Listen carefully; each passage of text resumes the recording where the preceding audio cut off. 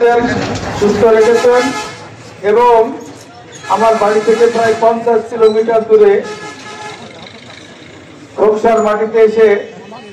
আপনাদের মতো নির্ভেজাল কিছু মানুষের সামনে দুটো কথা বলার সুযোগ দিয়েছেন। আজকে যে দলের প্রোগ্রামে আমরা এসেছি সেই দলের বীজ ছাত্র অধিকার পরিষদ, এই ছাত্র অধিকার পরিষদ কর্তৃক আয়োজিত আজকের এই তৃণমূল গণসংযোগ অনুষ্ঠানের আমার ছোট ভাই সভাপতি শাকিল আহমেদ পিয়াস প্রধান অতিথি উপস্থিত আছেন, আমাদের ছোট ভাই স্বপন, ছাত্র রাজদল সহ বিভিন্ন সেক্টরের